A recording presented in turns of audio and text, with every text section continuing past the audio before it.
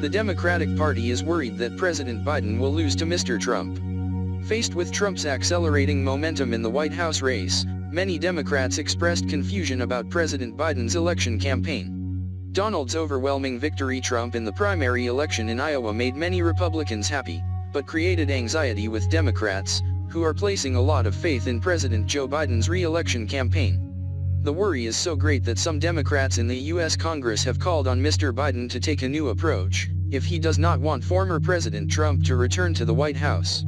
Many people believe that Mr. Biden's campaign needs a stronger and more diverse message, and the White House owner himself also needs to be more drastic in his actions.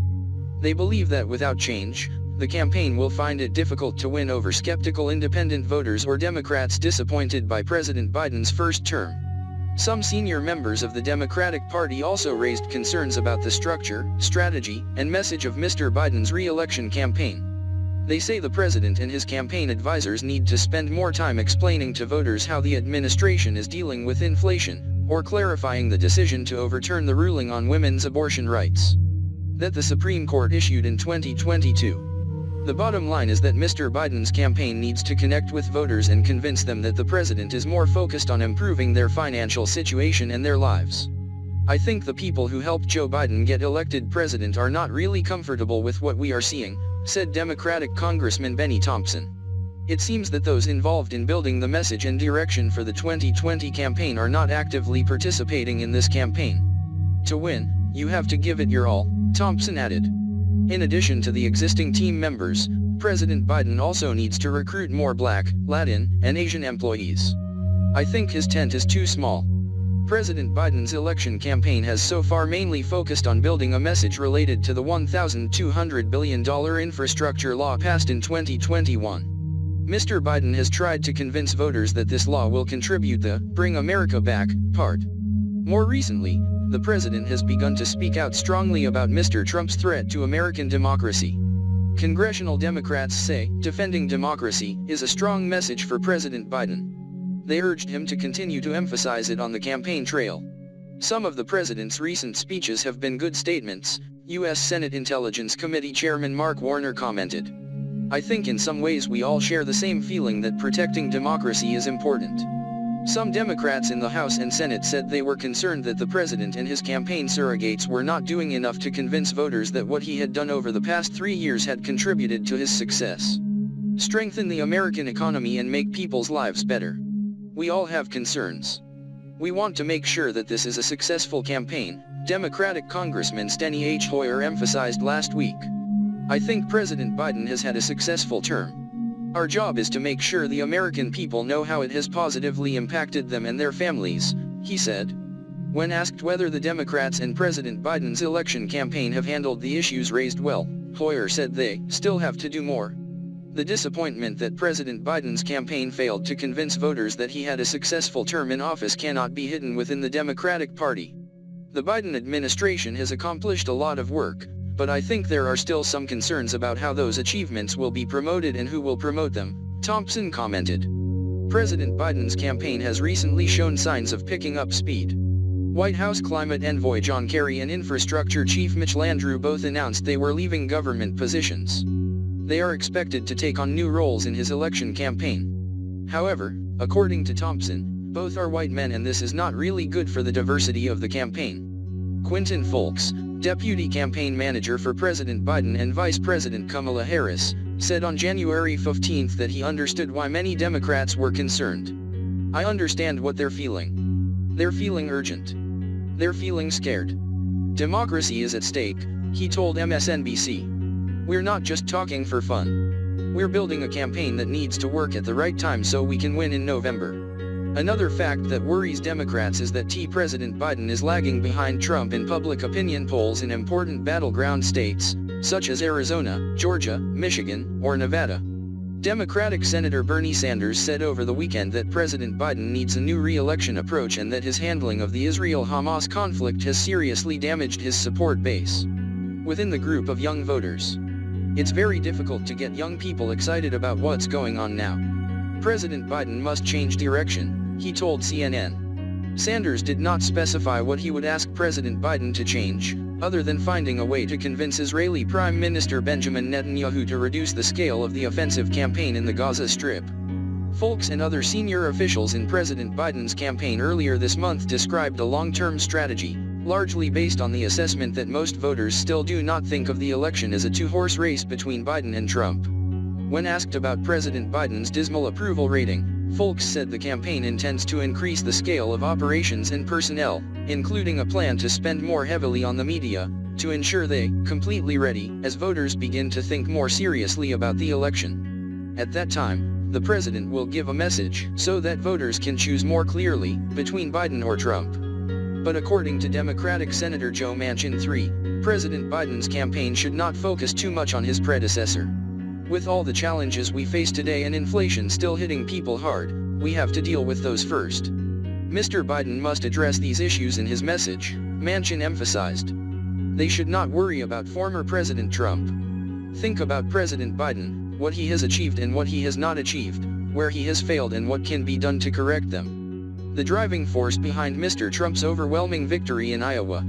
Support for Trump's stance on the economy, immigration, and America First became the driving force that helped him easily defeat his opponents in the primary round in Iowa. The weather in Iowa has been dangerously cold in recent days, with temperatures continuously dropping after several days of snowfall. But that did not stop hundreds of people from pouring out on January 14th to meet former President Donald Trump in Indianola, a small town south of Des Moines, the capital of Iowa State in the Midwestern United States. The day before the Iowa caucuses, they wore hats and shirts with the slogan, "Make America Great Again," to attend the former president's campaign rally. More than 3 years after supporters Trump stormed the U.S. Capitol building in Washington to prevent the certification of Joe Biden's victory, the momentum of support for him among Republicans remained stable. That hasn't changed despite the series of prosecutions Trump is facing. The former U.S. president's strong influence became clearer than ever when U.S. media companies simultaneously predicted that Mr. Trump would win the Republican primary in Iowa on January 15, 2019. Just 30 minutes after voting began. This is the first caucus meeting to elect the Republican candidate for president in 2024. Mr. Trump won more than 51% of votes in Iowa, far surpassing his opponents, Florida Governor Ron DeSantis and former U.S. Ambassador to the United Nations Nikki Haley, with 21.2% and 19%, respectively. Businessman Vivek Ramaswamy, who ranked fourth with 7.7% of the vote, announced that he was giving up running and supporting Trump. George Hutton, a Trump supporter in Madison County, said that the former president's Republican opponents were just wasting time. "I think Mr. Trump will win more overwhelmingly than they predict," Hutton said. During the rally on January 14th, participants lined up for 15 minutes in the biting cold outside the community college where Mr. Trump spoke. Once inside, many people did not even get to meet the former president directly, but had to sit and watch the speech on a large screen, because the hall was full. Many Americans believe that Trump's term is only associated with chaos, but in the eyes of voters who support the former president, his time running the White House is the most wonderful. Trump's decisive victory in Iowa showed that the relationship between him and his supporters in the Republican Party is one of the most durable driving forces in American politics, experts say. That momentum helped him win quickly in Iowa and could create a launching pad for Trump in the next campaign. Trump's supporters cite 3 main reasons why they continue to stand with him, including the economy, immigration, and global unrest. Trump's vibrant extroverted personality and the legal troubles he is facing also contribute to the appeal of the leading Republican candidate. President Biden's administration still affirms that the U.S. economy is completely fine, emphasizing the low unemployment rate, while also noting that the inflation that devastated the global economy during the COVID-19 pandemic is under control. But for voters in Iowa, the economic hardships they face, combined with high interest rates, paint a completely different picture. "We need something different than what we're doing now. It's not working. I used to make a lot of money, but now I'm broke," said David Brunel, 32, a resident of Iowa. "It says a lot about where our economy is at." When asked why not consider another face, many people said that Mr. Trump is a famous politician and they have seen how he runs the country. "We want the country to go back to the way it was. We want to go back to what it was when Mr. Trump was president and better," Hutton said. Although foreign policy has rarely been in the spotlight in recent U.S. elections, some Trump supporters have pointed to the conflicts in Ukraine and Gaza as a consequence of what they see as policies bad of President Biden. When he was president, Trump was very supportive of Israel.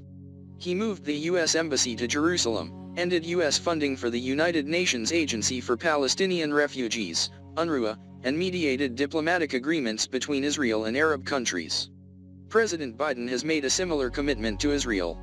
But for Mr. Trump's supporters, the chaos in the region is not rooted in policy, but in personality. Congressman Jim Jordan suggested on January 14 that the war in Ukraine would not have happened if Mr. Trump was still in power. We have gone from a President Trump, who always showed his strength around the world, in the Oval Office to Joe Biden, Jordan announced to a crowd of supporters of the former U.S. president. Blaine Melvin, a groundskeeper for a local university, lamented the state of the world and the country under President Biden. "This is the closest thing to World War III that I've ever seen," Melvin said. Last week, the Biden administration ordered a raid against Yemeni forces in the Houthis after the group repeatedly attacked cargo ships in the Red Sea to show support for Hamas and put pressure on Israel. But former President Trump is known for even tougher actions than that. He ordered the killing of top Iranian General Qasem Soleimani in 2020 and withdrew the United States from a multilateral nuclear deal, in which Iran agreed to scale back its nuclear program in exchange for the lifting of sanctions. According to observers, his non-intervention stance still receives support from many Republican voters, who are increasingly skeptical about U.S. military activities abroad after the wars in Iraq and Afghanistan. Since first announcing his candidacy for president in 2015, Mr. Trump has put immigration in his sights, sometimes using harsh language against immigrants to the United States. The number of migrants arriving at the U.S. southern border is skyrocketing, with more than 2 million last year. President Biden has tried to limit illegal immigration, despite criticism from immigrant rights groups and progressives in the Democratic Party. But in this issue, he still cannot be as strong as his predecessor. Mr. Trump is a strong leader.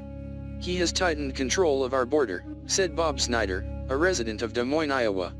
According to a survey conducted by AP Votecast, 40% of Iowa caucus participants identified immigration as the most important issue facing the country, with the majority supporting former President Trump's policies. They agree with his policy of tough immigration restrictions. 90% of respondents support building a border wall with Mexico. About 75% say immigrants hurt America. Last month, President Biden's campaign accused Mr. Trump of having fascist ideology after the former president said immigrants were poisoning the blood of America. They also tried to portray Mr. Trump as a threat to American democracy, focusing on the fact that the former president wanted to overturn the 2020 election results. However, Mr. Trump's supporters believe that the current administration is the real threat to democracy. They believe the indictments the former U.S. president is facing are politically motivated and aimed at interfering in the 2024 election. "Everyone knows the indictments are false," Snyder said.